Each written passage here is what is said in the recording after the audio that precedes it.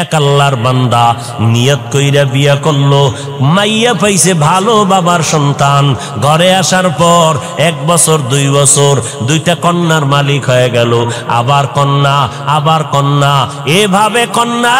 ওই লোকটা চায় একটা ছেলে 2টা ছেলে, আমার ঐতিহ্য ধরে রাখবে কে, আমার এই ব্যবসা বাণিজ্যকে ধরে রাখবে, মনে মনে চায় আমার ছেলে দরকার অনেক, কিন্তু একটা ছেলেও নাই।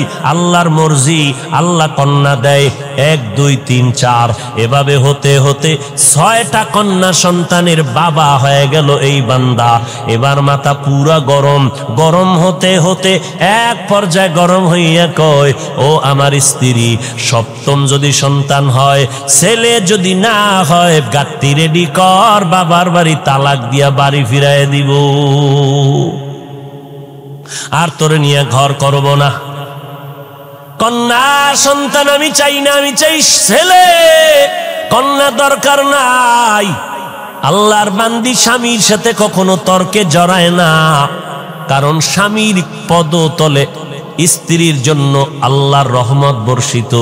ও স্বামী, মদিনার নবী বলেন, আল্লাহ যদি আল্লাহ ব্যতীত অন্য কাউকে সেজদা করার আদেশ দিতেন, নারীদেরকে বলতো পুরুষের কদমের মধ্যে সেজদা করো। এরে নবীর উম্মতের দল, আল্লাহ ছাড়া আর কাউকে সেজদা করা যেহেতু জায়েজ নাই, এই জন্য কোন নারী স্বামীর কদমে সেজদা করতেও পারবে না। আল্লাহর বান্দা আল্লাহর কাছে বারবার ছেলে চায়, স্ত্রীর সাথে রাগ করে। এরে নবীর উম্মত, আল্লাহর বান্দি কোনো কথা না বলিয়া 5 বেলার নামাজ পড়ে আর আল্লাহর কাছে কান্না করে, ও মালিক, মেহেরবানি করে তুমি আমার স্বামীর হেদায়েতের দরজা খুলে দাও, দিলটা নরম করে দাও, আমার ইজ্জত নষ্ট করবা না। জীবনে বিয়া হইছে মাত্র একটা, আমি মরিয়া গেলে যাব। দ্বিতীয় বিয়ার জন্য মেয়েরা কান্দে না, জাতের মেয়েরা কয় আমার জীবনে বিয়া হবে একটাই, একটা বিয়েই হবে। ও আল্লাহ, আমার স্বামীর ঘর আমি ছাড়ব না, তুমি আমার স্বামীর হেদায়েতের দরজা খুলে দাও। মাইয়াহদিল্লাহু ফাহুয়াল মুহতাদ ওয়া মাইয়ুদলিল ফালান তাজিদা লাহু ওয়ালিয়াম মুরশিদা। হেদায়েতের মালিককে একমাত্র আমার আল্লাহ। আল্লাহ যদি চান হেদায়েত পাবে, যদি কপাল খারাপ হয়, কপালে হেদায়েত আসবে না। হেদায়েত পাওয়ার মতো কোনো মুর্শিদও খুঁজে পাবে না, কোনো পথ প্রদর্শক খুঁজে পাবে না। এরে নবীর উম্মতের দল, ছেলে দান করেন আমার আল্লাহ, মেয়ে দান করেন আমার আল্লাহ, দোনোটাই দেন আমার আল্লাহ, কোনোটাই দেন না তাও ক্ষমতা কার। লিল্লাহি মুলকুস সামাওয়াতি ওয়াল আরদ ইয়াহাবু লিমান ইয়াশাউ ইনাসা ওয়া ইয়াহাবু লিমান ইয়াশাউ যুকুর আও ইউযাওয়িজুহুম যুকরানা ওয়া ইনাসা ওয়া ইয়াজআলু মান ইয়াশাউ আকিমা ইন্নাহু আলীমুন কাদির।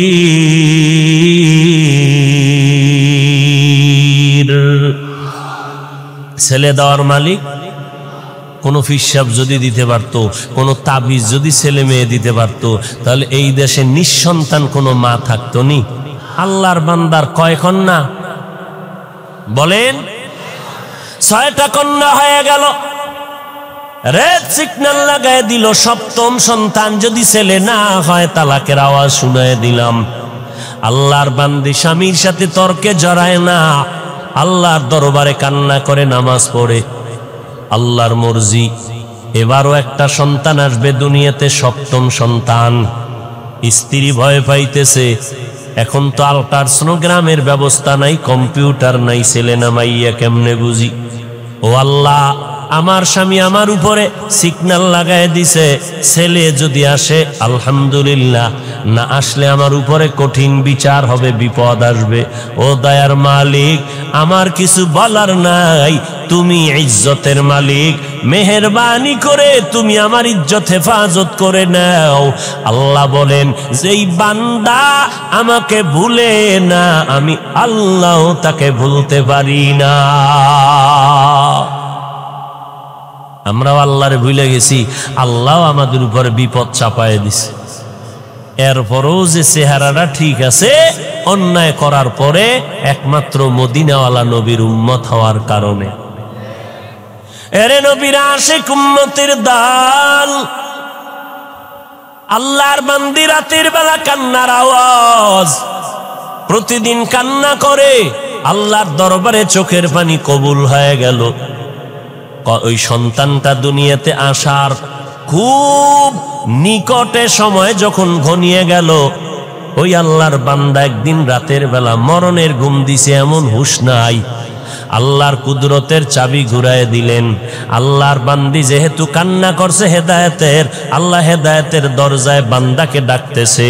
রাতের বেলা ওই বান্দা ঘুমের ভেতরে স্বপ্নে দেখতেছে কিয়ামতের ময়দান হাজির, কিয়ামতের মাঠ কায়েম হয়ে গেছে। মাঠের মধ্যে মানুষ উলঙ্গ দৌড়ায়, মাথার উপরে সূর্যের গরম, সূর্যের গরমে জমিনটা তামা হয়ে গেছে, দাঁড়ানোর কোনো উপায় নাই। জাহান্নামীরা জাহান্নামের দিকে যাইতেছে। আল্লাহর বান্দা ঘুমের ঘরে স্বপ্ন দেইখা ভয়ে কান্নায় বিভোর হয়ে গেল।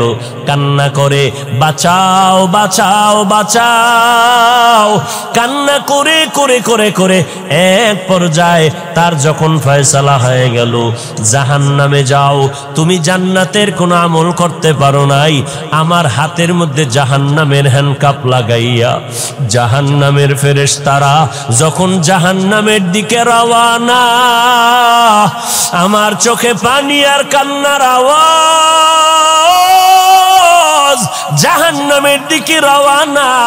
যখন আমাকে হ্যান্ডকাপ লাগাইয়া জাহান্নামের ফেরেশতারা জাহান্নামের প্রথম দরওয়াজায় দাঁড়ায় গেল, ভেতরে আগুনের মধ্যে ফেলবে। আমি জান্নাত জাহান্নামের প্রথম দরজা খোলার পরে দেখি আমার জীবনের প্রথম কন্যা জাহান্নামের দরজায় দাঁড়াইয়া হাত এভাবে দিয়ে কয়, ফেরেশতারা খবরদার আমার বাবারে জাহান্নামে নিতে দিব না, কারণ আমার বাবা আমাদের লালন পালন করতে কষ্ট কম করে নাই, আমার বাবারে জাহান্নামে নিবি না, আমাকে জাহান্নামে দাও, বাবারে জাহান্নামে নিতে দিব না। আল্লাহর বান্দা বলে, মেয়েটার কান্নার কারণে ফেরেশতারা দ্বিতীয় জাহান্নামের দরজায় চলে গেল। জাহান্নামের দ্বিতীয় দরজায় যাওয়ার পর ওখানের দরজা যখন খোলা হলো, ওখানেও তাকাইয়া দেখি আগুন, আমাকে জাহান্নামের আগুনে ফেলবে। হঠাৎ করে নজর করে দেখলাম আমার দ্বিতীয় কন্যা সন্তানটা জাহান্নামের দ্বিতীয় দরজায় দাঁড়াইয়া হাউমাউ করে কান্না করে আর বলে, খবরদার আমার বাবারে জাহান্নামে নিতে দিব না, আমাকে জাহান্নামে নিয়ে যাও। আল্লাহর বান্দা বলে, ওখানেও দিতে পারলো না।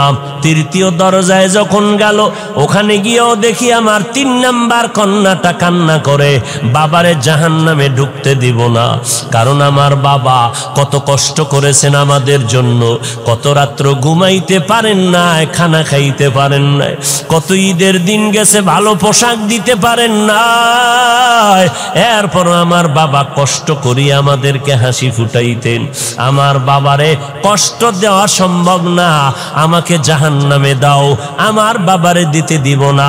আল্লাহর বান্দা বলে, এরপরে চতুর্থ দরজায় গেল, ওখানেও দেখি আমার চতুর্থ মেয়েটা দাঁড়ানো, ওখান থেকে ফিরাইয়া পঞ্চম দরওয়াজায় গেল, ওখানেও দেখি আমার পঞ্চম সন্তান দাঁড়ানো। ষষ্ঠ দরওয়াজায় যখন নেওয়া হয়, ওখানে দেখি আমার ষষ্ঠ মেয়েটা দাঁড়ানো, মেয়েটা কান্না করে, আমার বাবারে জাহান্নামে নিতে দিব না। আমিও কাঁদতেছি, আমার কন্যা কাঁদতেছে, এই খবরগুলো হইতেছে আমার ঘুমের ভেতরে, কান্নার ভেতরে চোখের কোঠায় পানি, এমন অবস্থায় আমার ঘুম ভেঙ্গে গেল। আমি দেখতেছি সজাগ হইয়া অন্ধকার ঘর, আমার গাল বেয়ে বেয়ে চোখের পানিগুলো পড়তেছে। এবার আমি ডানে বামে তালাশ করলাম আমার বিবি, আমার বিবিরে আমি বিছানায় দেখতেছি না, আমার কান্না বন্ধ নাই, আমার শরীরটা কাঁপতেছে, ভয় কি দেখেছি দুনিয়ার গরম সহ্য করতে পারি না, জাহান্নামের আগুন কেমনে সহ্য করব? আর আমার কান্না বন্ধ হয় না। আমি কাঁপতে কাঁপতে আমার বিবিরে তালাশ করতেছি, আমার বিবিরে পাইলাম না, বিছানায় কই গেল দেখি না। নজর করে গভীর রাত, অন্ধকার ঘর খুঁজে খুঁজে দেখলাম ঘরের একটা পার্শ্বে ভেতরে নির্বিল জায়গা, নির্জন। ওই জায়গার ভিতর আমি হাইটা গিয়ে দেখি গুনগুন কান্নার আওয়াজ আসতেছে। কে এখানে কাঁদে? কান লাগায় দেখি আমার বিবির কান্নার আওয়াজ। আমি কান লাগায় দেখি আমার বিবি চোখের পানি ছেড়ে মোনাজাত দিয়া কান্না করে, আল্লাহ তুমি আমার স্বামীরে হেদায়াত দাও, তুমি ইজ্জতের উপরে আমার যেন কোনো আক্রমণ না আসে। আল্লাহর বান্দা বলে, বিবির কান্না দেখার পর আমি সহ্য করতে পারি না, বিবির হাত ধরে বলি, আর কাঁদিও না রে বিবি, আর কান্না করিও না, আমি তোমাকে বহু কষ্ট দিয়েছি রে বিবি, মাফ করে দাও। আমি বুঝতে পারি নাই। আল্লাহর কাছে দোয়া করি আমার আর একটাও যেন কন্যা হয়, কারণ আমার 7টা কন্যা যদি হয় 7টা জাহান্নামের দরজা থেকে আমি বেঁচে যাব। ও বিবি, আমাকে মাফ করে দাও, আমি আর তোমারে কোনো খারাপ কথা বলবো না। এরে এলাকার মুসলমান, পর্দার আড়ালের মা বোনেরা, ও বৃদ্ধ বাবাজি, আল্লাহর কাছে এমন সন্তানের জন্য দোয়া করা দরকার। আল্লাহ সন্তান যদি দাও, নেককার সন্তান দিও, এমন সন্তান যেন না পাই যেই সন্তানের কারণে মা বাবার ইজ্জত নষ্ট হবে, মা বাবা সমাজে মুখ দেখাইতে পারবে না। ও আল্লাহ, তুমি কন্যা দাও আলহামদুলিল্লাহ, তুমি ছেলে দিল আলহামদুলিল্লাহ, তবে আদর্শওয়ালা নেক আমলওয়ালা ভালো সন্তান তুমি দিও। যেই সন্তান কন্ট্রোলে আসবে না ওই সন্তান আমরা চাই না। উস্তুনে হান্নানা আজ হাজরে রসুল নালামি জাদ হামচু আর বাবুল। গাছের জন্য আমার নবী রহমত, মাছের জন্য রহমত, রুহের জগতে আমার নবী রহমত। আল্লাহ সব আত্মাগুলো জমা করে বললেন, আলাস্তু বিরব্বিকুম, আমি কি তোমাদের রব না? সর্বপ্রথম আপনার আমার নবীর আত্মা জবাব দিল, বালা, হ্যাঁ আপনি আমাদের রব। আমার নবীর জবাবের পর সব মুমিনের আত্মা জবাব দিল, আপনি আমাদের রব। বেঈমানের আত্মাগুলো জবাব দিল, আপনি আমাদের রব। দুনিয়ার জমিনে আমার নবী রহমত। আজ আমরা নবীর উম্মত হইয়া কত ধন্য। অন্য নবীর উম্মতের হায়াত অনেক বেশি, অনেক সওয়াব কামাই করেছেন। আল্লাহ বলেন, ও নবী, আপনার উম্মতের হায়াত কম, তবে এই কম হায়াতে আমি আল্লাহ বরকত দিব অনেক বেশি। আপনার উম্মতেরা 5 বেলার নামাজ পড়বে, আপনার কারণে আমি 50 ওয়াক্ত নামাজের সওয়াব দান করব। আরো আস্তে করে বলেন, আপনার উম্মতেরা জমিনের যে কোনো জায়গায় সিজদা করবে, আমি কবুল করে নিব। আপনার উম্মতেরা যে কোনো দ্বীনি মজলিসে বসবে, আমি আল্লাহ সাথে সাথে সবার গুনাহগুলো মাফ করে দিব। আতিনা ফি দারে দুনিয়া না হাসান, আতিনা ফি দারে উকবানা হাসান, ইয়া গিয়াসাল মুস্তাগীসিন ইহদিনা লিফতিখারা বিল উলুমি ওয়াল গিনা। আমার নবীর জন্য পিপিলিকা কাঁদতেছে। ও দয়ার মালিক, একটু বাইতুল্লাহ দেখায় দাও, মদিনার রওজাটারে দেখায় দাও। আল্লাহ বলে, মক্কার কবুতর জলদি করে যাও, অমুক এলাকার গর্তের থেকে পিপিলিকা আমার ঘর দেখবে, বাইতুল্লাহ যাও। পায়ের সাথে বাজাইয়া বাইতুল্লাহ দেখায় ঘুরাইয়া মদিনার উপর দিয়া তারে আবার জায়গায় পৌঁছাইয়া দাও। গর্তের সাপ আমার নবীর মোলাকাতের জন্য দীর্ঘদিন অপেক্ষমান, জঙ্গলের প্রাণী আমার নবীর জন্য পাগল। সাহাবায়ে কেরাম বলেন, আমরা রাস্তা দিয়ে হাঁটতেছি, আমাদের নবীর পেছনে বারবার ডানে বামের থেকে বারবার সালামের আওয়াজ পাইতেছি, কিন্তু মানুষ দেখি না। রহমতের নবী বারবার কেন সালামের আওয়াজ পাইতেছি? নবী বলেন, জানো না রে সাহাবা, আমি মুহাম্মদের আগমনের খবর পাইয়া জঙ্গলের প্রাণীরা সব আমি মুহাম্মদের সালাম জানাইতেছি। জঙ্গলের প্রাণীরা নবীরে চিনল, গর্তের পিপিলিকা সাপ চিনল। কপাল পোড়া মুসলমান, আজ আমরা সেই নবীরে চিনলাম না। যদি নবীরে চিনতিরে যুবক, বেঈমানের পা চাটা গোলাম হইয়া মাথার চুল কাটিয়া ইন্দুর আর বান্দরের মতো হইতি না। तुको जाओ सुन्नते अहमद को जा बा मोहम्मद के बुअद निस्बत तोरा मन अहब्बा सुन्नती कौले रसूल मजदाए काना मई हम कुन कबूल वमा अरसलनाका इल्ला रहमतल लिल आलमीन।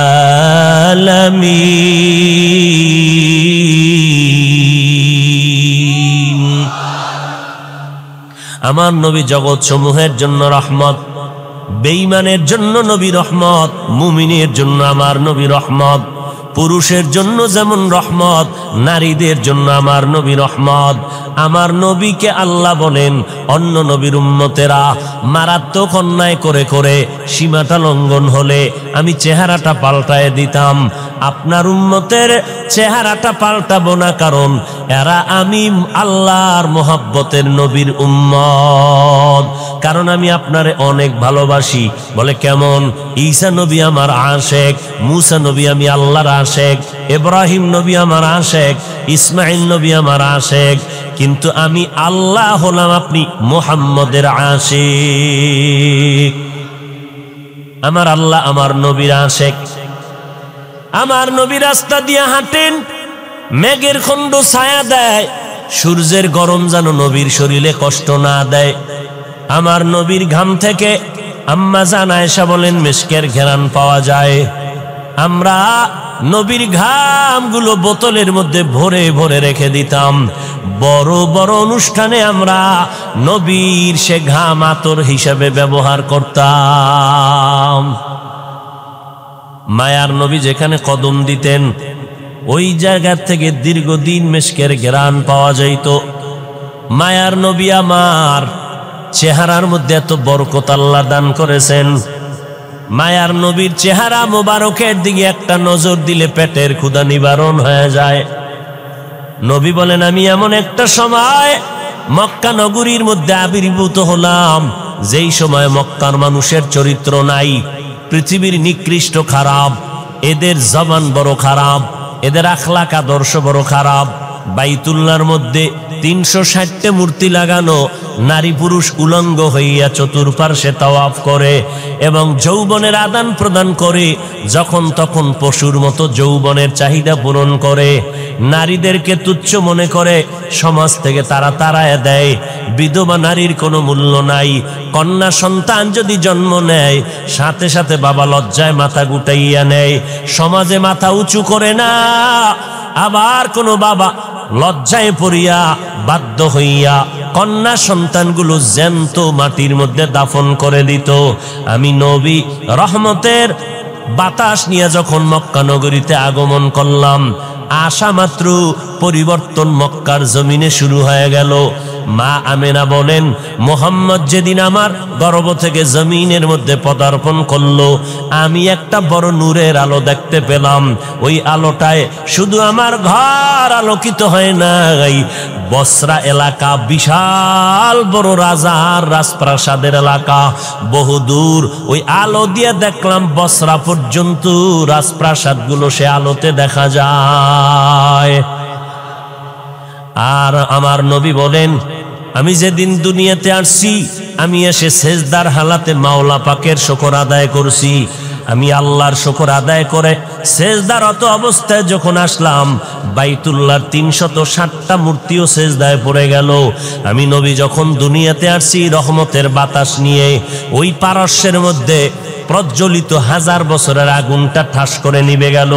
আমি মুহাম্মদ মায়ের গর্ভ থেকে এমন এক সময় জমিনের মধ্যে পদার্পণ করেছি, আমি নবী জমিনের মধ্যে আসা মাত্র ওই আগুন পর্যন্ত নিভে গেল। এরে নবীর উম্মতের দল, আমি নবী আসা মাত্র আমার আম্মা জান আমেনা বলতেছেন, আরে মহিলারা বাচ্চা গর্ভে নিলে কত কান্না, কত ব্যথা, কত কষ্ট। আম্মা জান বলে, আমি কোনো কষ্ট পাই নাই। আল্লাহর নবী বলেন, আমি খতনাকৃত অবস্থায় জমিনের মধ্যে পদার্পণ করেছি। ও নবীর উম্মতের দল, আমার নবী রহমত হইয়া আসলেন। মক্কার মানুষগুলো যেমন একে অপরের সুন্দর দেখতে পারে না, চরিত্রের কোনো ভালাই নাই, আমি মুহাম্মদ আমার আদর্শ দিয়া 13 বছরে মক্কা নগরীর মানুষগুলো স্বর্ণের মানুষ বানায় দিলাম। এমন স্বর্ণের মানুষ আল্লাহ তাআলা ওহী নাজিল করে বললেন, ও পয়গম্বর, অমুক অমুক অমুক সাহাবার আল্লাহ দুনিয়াতে থাকা অবস্থায় জান্নাতের সার্টিফিকেট দিয়ে দিলাম। আপনারা পাইছেন নি জান্নাতের সার্টিফিকেট? বুঝা শুনে বলেন তো, ঘুমের ঘরেও পান নাই? কথা বলেন না কেন ভাই? পান নাই? আর টুকটাক যে আমল টামল করেন, ফাঁকে ফোঁকে নামাজ পড়েন, টুপি পরেন, বিড়ি টানেন, এই যে নামাজ টামাজ যাই করেন, কবুল টবুল হইছে এরকম কোন সংবাদ ঘুমের ভিতরে আসছে? কোনো গ্যারান্টি পান নাই। তা আমল কবুল হওয়ার গ্যারান্টি নাই, এতেই যদি এত মাস্তানি ভাব নিয়ে চলেন, কবুলের খবর পাইলে কি করতেন?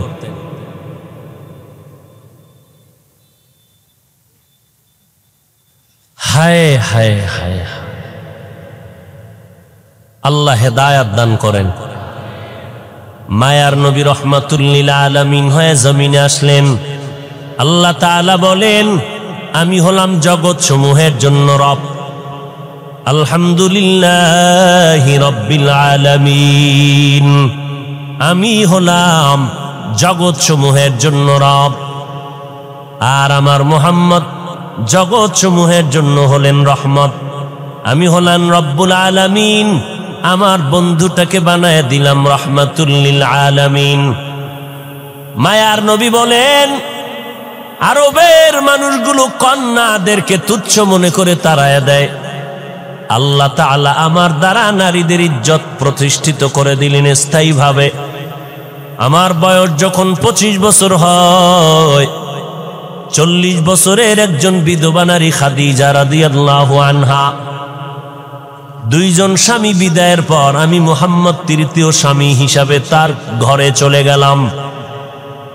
আরবের মানুষগুলো সমালোচনায় ভরপুর হয়ে গেল, মুহাম্মদ নবী দাবি করে আবার বিধবারে বিয়ে করলো কেন?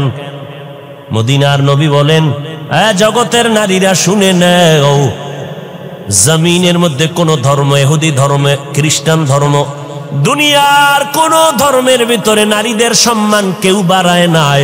আল্লাহ তাআলা ইসলামের ব্যানার দিয়া আমি মুহাম্মদের দ্বারা নারীদের ইজ্জত বাড়ায় দিয়েছেন। এই কথা যারা বুঝে না, তারা স্লোগান দেয় ইসলাম নারীর অধিকার দেয় নাই। এই রকম স্লোগান দিয়া নারীদেরকে সমান অধিকারের নামে স্লোগান দিয়া রাস্তায় নামাইতে চায়, নারীর ইজ্জত নষ্ট করার স্লোগান দিয়া। এরা বল ইসলাম নারীরে আটকাইয়া দিছে চার দেওয়ালের ভেতরে, নারীর সম্মান ইসলাম দিতে পারে নাই। এরে নবীর উম্মতের দল, আল্লাহর নবী বলেন ইসলাম ছাড়া দুনিয়ার কোনো তন্ত্র মন্ত্রে নারীর সম্মান মর্যাদা বাড়াতে পারে নাই। যারা বিশ্বাস করে না তারা নারীর দুশ্মন, তারা মানবতার দুশ্মন, তারা ইসলামের দুশ্মন।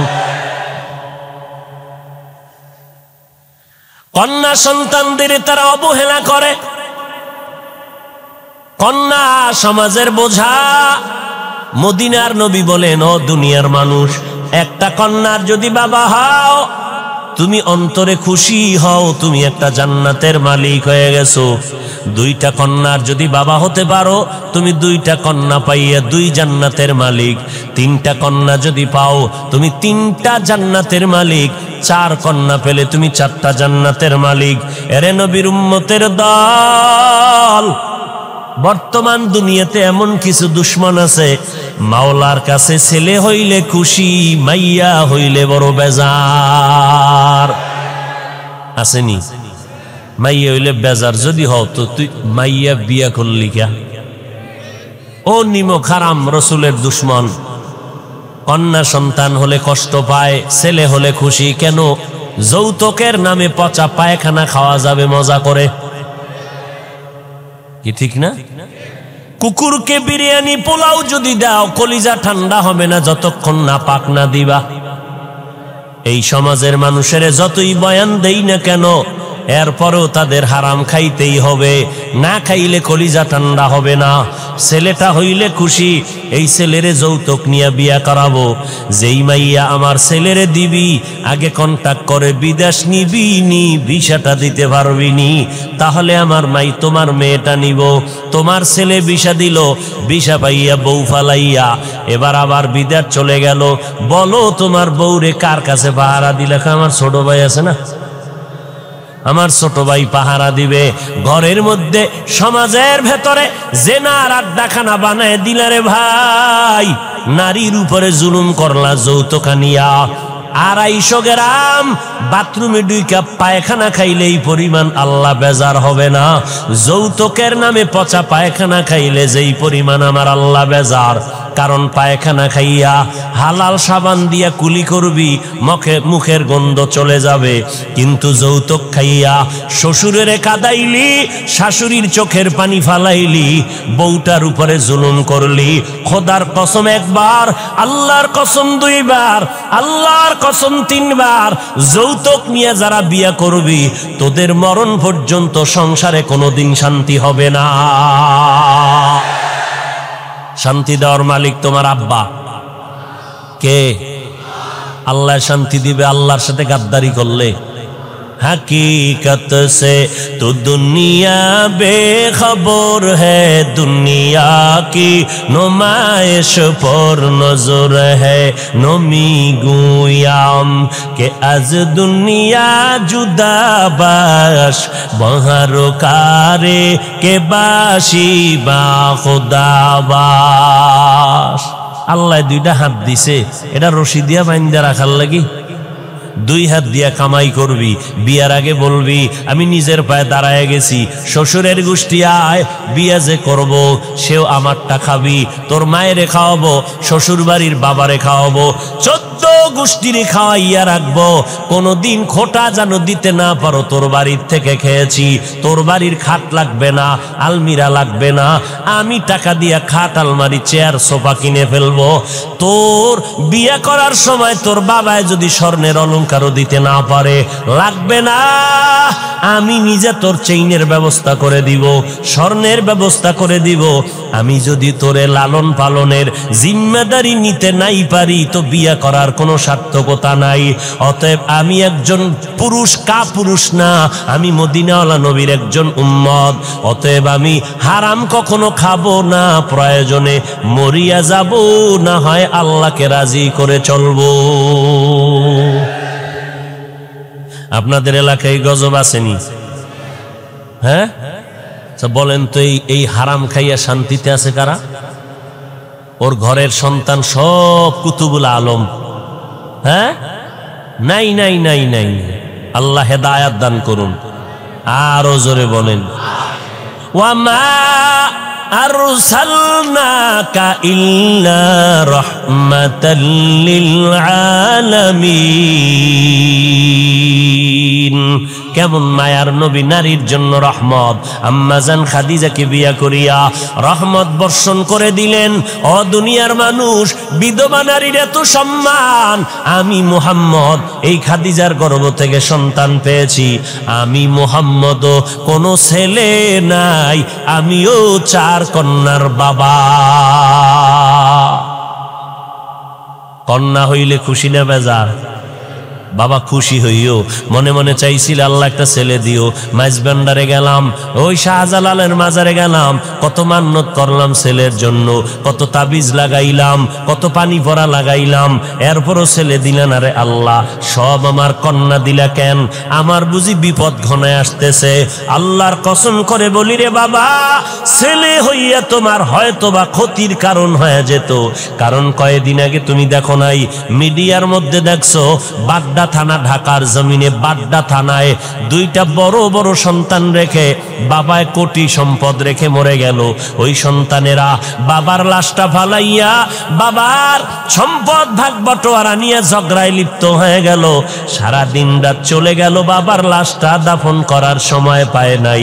ও মোমেন শাহী এলাকার মানুষেরা, শেরপুরের মানুষ, তারাকান্দার মানুষ, ভালো করে শুনিয়া নাও। এমন কুলাঙ্গার সন্তান জন্ম দিয়া কোনো লাভ নাই। এমন কুলাঙ্গারের বাবা দাবি করে কোনো লাভ হবে না। যেই সন্তানের দ্বারা তোমার ইজ্জত থাকবে না, ওই সন্তান দিয়ে লাভ কি? জেলখানায় যাবা? এরে যুবক, আল্লাহর কাছে শক্তি আছে, শক্তিটারে গনিমত মনে কর। কোনদিন এই 2 হাত দিয়া কোনো মানুষের থেকে ভিক্ষা নিব না, নিজে কামাই করব। কোনদিন কারো থেকে ভিক্ষা নিব না। শ্বশুর বাড়ির তো পরের কথা, আল্লাহর দেওয়া হালাল রিজিক নিয়ে জীবন চালাবো। 2 হাত দিয়ে কষ্ট করে ঘাম দিয়ে কামাই করব। অল্প খেয়ে থাকবো, বরকত হবে। দুনিয়াতেও বাদশার হালাতে স্বাধীনভাবে চলবো। পরকাল জীবনে আমি হাসতে হাসতে আল্লাহর জান্নাতে চলে যাব। এরে নবীর আশিক, তোমার ছেলে না হইয়া যদি দেখো আল্লাহ কন্যা সন্তান দান করেছেন, আল্লাহর মর্জি, আল্লাহর উপরে সেজদা করে শুকর আদায় করো রে বাবা। ছেলের দ্বারা যে উপকার না হইতো, আমার মাওলা তোমার কন্যার দ্বারা তার থেকে বেশি উপকার করবে। এই বাবারা, তোমাকে লাজ লজ্জা কবে হবে জানি না, একটু চিন্তা করিও। আজকে তোমার ঘরে একটা মেয়ে, 5টা ছেলে, বাবার জন্য কলিজা দিয়া মোহাব্বত কে করে বলেন তো? জোরে বলো। তুমি অসুস্থ হয়ে গেছো, মেয়েটা বেকার হয়ে গেছে, কান্নার আওয়াজ, খানা খায় না, বাবা আমার অসুস্থ। ছেলেরা খবর নেওয়ার টাইম নাই। কয়েকদিন ডাক্তারের পেছনে দৌড়াইয়া এবার গোপনে গোপনে ইমাম সাহেবের সাথে পরামর্শ করে, হুজুর হাদিয়া বাড়ায় দিব, জালালি খতম বড়। বাবারে নেওয়া যায় না, এত টাইম নেই হসপিটালে দৌড়ানোর। এমন একটা খতম পরে দেও যেন বাবায় তাড়াতাড়ি কবরের বাসিন্দা হয়ে যায়। আর মেয়েটা কলিজা ফাটাইয়া কান্না করে, মালিক আমার বাবারে সুস্থ করে দাও। মায়েরে দইরা কান্দে, ভাইদেরকে টেলিফোন করে, ভাই আমার বাবার একটু ডাক্তার কেন দেখাও না, আমার বাবার কান্না সহ্য করতে পারি না, আমার বাবার জন্য কলিজাটা সিরিয়া যায়। এরে নবীর উম্মতের দল, আল্লাহর বান্দা একটা ভালো ঘরের মাইয়া বিয়ে করছে, কিন্তু নিজের অন্তরটা ভালো না। আল্লাহ পাক অনেকের নিয়ামত দেয়, কিন্তু মানুষ ধরিয়া রাখতে পারে না। অনেক কপাল পোড়ার কপালে ভালো ভালো মাইয়া আইসা পড়ে, ভালো বাবার কন্যা, নামাজ ছাড়ে না, স্বামীর খেদমত করে, কিন্তু কপাল পোড়া ওই বউ ধইরা রাখতে পারে না। ও চায় দুনিয়ার গুনাহ নিয়ে চলবে, কিন্তু নেককার নারী পাইয়াও বান্দা খুশি হইতে পারে না, ওর কপাল থেকে নারী চলে যায়। ও এলাকার মুসলমান, এই জন্য মদিনার নবী বয়ান করে বললেন, ও কিয়ামত পর্যন্ত উম্মতের দলেরা, তোমাদের যদি সন্তান হয় 7 বছর যখন হবে, নামাজের দাওয়াত দাও, নামাজের বয়ান তালিম দিয়া নামাজের মুসাল্লায় দাঁড় করায়া দাও, আস্তে আস্তে বুঝাও, কারণ ছোট থেকে যদি লাইনে না নাও তাহলে বড় হলে আর পারবা না। 7 বছরে তালিম দাও, দাওয়াত দাও, যখন সন্তানের বয়স 10 বছরে চলে যাবে তখন তুমি শাসন করিয়া লাগলেও নামাজের মুসাল্লায় দাঁড় করাও। ও আল্লাহর বান্দারা, এই জন্য অনেক বাবারা রিক্সা চালাইয়া খায়, সন্তানটারে 5, 6, 7 বছরে মাদ্রাসায় দিয়ে দিছে। হুজুরেরা কষ্ট করিয়া ছাত্রটারে লেখাপড়া শিখায়, কোরআন পড়ায়, হেফজখানায় পড়ায়। এখন যদি কোনো মাওলানা, কোনো আলেম বলে হেফজখানায় সন্তান দিলে প্রতিবন্ধী হয়ে যাবে, এই সন্তান দিয়া লাভ নাই। বুঝে নাও ওই আলেমের অন্তর বড় খারাপ। এরে নবীর উম্মতের দল, হেফজখানার সন্তান, আমাদের মাদ্রাসা নুরানি মক্তবের সন্তানেরা ছোটবেলার থেকে আদব শিক্ষার্থী, নুরানি মাদ্রাসায় পড়লাম, পাগড়ি বান্দার অভ্যাস ছোটবেলার থেকে করছি বিদায় এখনো পাগড়ি বান্দি। ওই সময় তাহাজ্জুদের অভ্যাস ওস্তাদেরা গড়ায় দিছেন, এখনো তাহাজ্জুদ পড়ি, কারণ ছোট থেকে যদি গড়িয়া না আসতাম এখন আর গড়ার কোনো সময় হতো না। এই জন্য অনেক বাবাদের দেখবেন হুজুরদের কাছে কান্না করে দোয়া চায়, হুজুর একটু দোয়া করেন, ছেলেটারে আর কন্ট্রোলে রাখতে পারি না। বয়স কত বলে? 15 বছর, 18 বছর, 20 বছর, সন্তানটারে কন্ট্রোল করতে পারি না।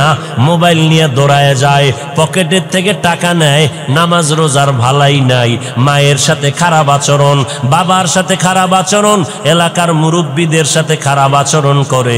হুজুর এখন কি করি? মদিনার নবী কয় কি করলে হবে না, কোনো তাবিজ লাগাইলে হবে না। মদিনার নবী 1500 বছর আগে যেই তাবিজ লাগায় দিলেন, ওই তাবিজ ব্যবহার করো। 7 বছরে দাওয়াত দাও, 10 বছরে শাসন করা লাগলে করো, তারপরেও সন্তানের ছাড়িয়া দিও না। সময় হারাইয়া গেলে কানলেও কোনো লাভ হবে না। এরে নবীর উম্মতের দল, আমরা মাদ্রাসায় পড়েছি। ও যুবক, মনে মনে ভাবতেছো আজকে হুজুরদের কথা মতো যদি চলি, নবীর তরিকায় চলি, স্বাধীনতা থাকবে না, লেখাপড়ার স্বাধীনতা থাকবে না। ও নবীর আশেকের দল, আজকে আমিও যদি তোমার মতো চিন্তা করিয়া প্যান্ট শার্টটাই লাগাইয়া রাস্তায় চলতাম, কেউ আমারে বাধা দিত না। টুপিটা মাথায় দিলে মাথা গরম লাগে, কম বুঝি না, এরপরও কেন টুপি ফালাই না? দাড়িটা লম্বা করার কারণে যৌবনের ভাব চলে যায়, এরপরও কেন দাড়ি ফালাই না? লম্বা জামা পরার কারণে শরীর গরম লাগে, তারপরও কেন ফালাই না? কওমি মাদ্রাসায় লেখাপড়া করেছি, যেখানে পড়লে কোনো চাকুরি নাই, এরপরও কেন ওই রাস্তা ছাড়ি না? তাবলিগের পথ কেন ছাড়ি না? দেওবন্দীদের পথটা কেন ছাড়ি না? এরে নবীর উম্মতের দল, চিন্তা ভাবনা করে দেখলাম আল্লাহর কোরআন সত্য, নবীর কথা সত্য। আরো দেখলাম কি জানো? নবীর তরিকা মতো চলতে গেলে যারা কয় স্বাধীনতা থাকে না, আমরা দেখলাম আমাদের স্বাধীনতা তো নষ্ট হয় নাই। নবীর তরিকা ছাড়া যারা, এরাও যেমন 3 বেলা খায়, আমরা নবীর তরিকাওয়ালারাও তো 3 বেলা খাই, আরো ভালো খাই, বেশি খাই। নবীর তরিকা যারা বাদ দিল, এরাও যেমন ব্যবসা চাকরি করে, আমরাও তো ব্যবসা চাকরি করার সুযোগ আছে। ও আল্লাহর বান্দা, যারা স্কুল কলেজে পড়তেছি, এরাও লেখাপড়ার স্বাধীনতা নিয়া, আমরাও তো স্বাধীনভাবে চলি। ওই যারা নবীর তরিকা মানে না, দেশ বিদেশ সফর করি, তো আমাদের তো সম্মানও কমে নাই, স্বাধীনতাও নষ্ট হয় নাই। আর পরকালের চিন্তা করে দেখলাম আজকে আমি চেয়ারে বসিয়া বয়ান করি, এই ময়দানে হাজার লাখো মানুষ, এই মানুষগুলো বয়ান শুনতেছে। আজ আমি বক্তা, আপনারা সবাই শ্রোতা, আমার কত দাম। কিন্তু চিন্তা ভাবনা করে দেখলাম, যেদিন সাদা কাপুনের প্যাকেট রেডি হয়ে যাবে, আজরাইল আইসা বাঁশিতে সিগন্যাল দিয়ে আমার প্রাণ নিয়ে যাবে, ওই সাদা কাপুনে যেদিন ঢুকবো, ওই দিন দেখা যাবে কেউ আমার পাশে নাই। আমার আত্মীয়, আমার রক্তের লোকেরা আমার গেঞ্জিটারে বেলেট দিয়ে কেটে রেখে দিবে। 3টা সাদা কাপুনের প্যাকেট বানাইয়া ওই মাটির গর্ভে কবরে রাখিয়া সবাই চলে যাবে। ওখানে আমার এত ভক্তবৃন্দ কেউ যাবে না, ওই কবরে কেউ আমার সঙ্গে থাকবে না, ওই কবরে একটা বাতিও কেউ দিবে না, টেলিফোনের ব্যবস্থাও হবে না। ওই কবরে যাওয়ার পরে মদিনার নবী বলেন, তুমি পীর নাকি মুরিদ, তুমি ধনী না গরিব, আলেম না মূর্খ, ফেরেশতারা জানতে চাইবে না। ফেরেশতাদের প্রশ্ন হবে 3টা, রবের পরিচয় দাও, ধর্মের পরিচয় দাও, রাহমাতুল লিল আলামিনের পরিচয় দাও। নবী বলেন, যারা জবাব দিতে পারবে তাদের কবর হবে রওজাতুম মির রিয়াজিল জান্নাহ, যারা দিতে পারবে না তাদের কবর হবে হুফরাতুম মিন হুফারিন নার। ওই অন্ধকার কবরে দুনিয়ার থেকে যারা রবের গোলাম হয়ে যাবে তারা জবাব দিয়ে দিবে রব্বি আল্লাহ।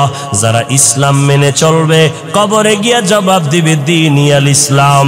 যারা নবীর সুন্নতের আমল করে যাবে, নবীকে দেখা মাত্র চিনে ফেলবে, সাথে সাথে আমার আল্লাহ গাইবী আওয়াজ দিয়া বলবেন, ফেরেশতা 3.5 হাত কবর বড় একটা বালাখানা বানাও, জান্নাতের সাথে রাস্তা খুলে দাও, আমার বান্দা এখন জান্নাতের বিছানার মধ্যে আরামে ঘুমাবে।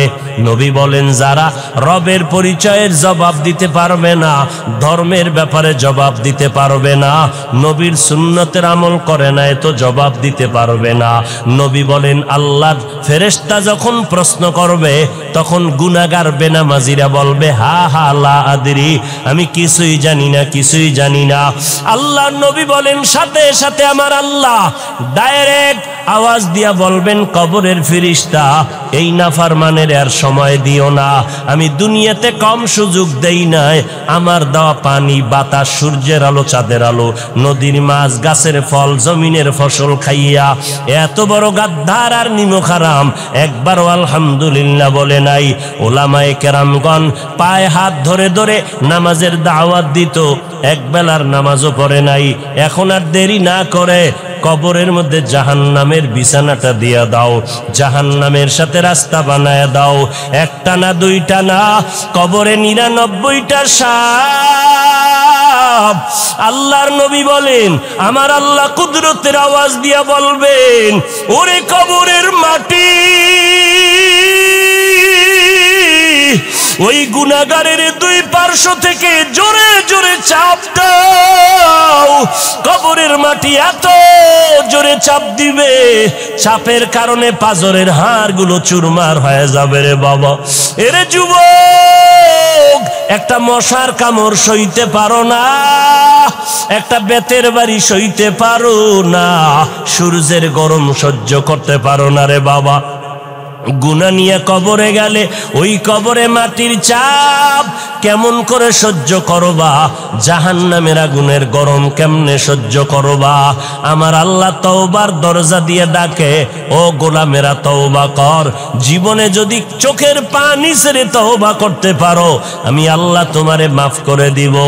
এ যুবক ভাইয়েরা, আমার পর্দার আড়ালের মা বোনেরা, বৃদ্ধ বাবাজিরা, আমার মাওলাকে মনে মনে ডাকিয়া বলো, হে মালিক, এই ময়দানে আমার মতো গুনাহগার কেউ নাই। গুনার কারণে আমার হাত না পাক, আমার চোখ না পাক, আমার জিহ্বা না পাক, আমার অন্তর না পাক। আমার গুনার খবর আমার মা বাবা, ভাই বোন, পরিবারের কেউ জানে না।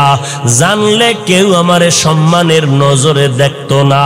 ও মালিক, আপনি গুনার খবর জানার পর রাগ করিয়া পানিও বন্ধ বন্ধ করেন নাই, বাতাস বন্ধ করেন নাই, খানাও বন্ধ করেন নাই।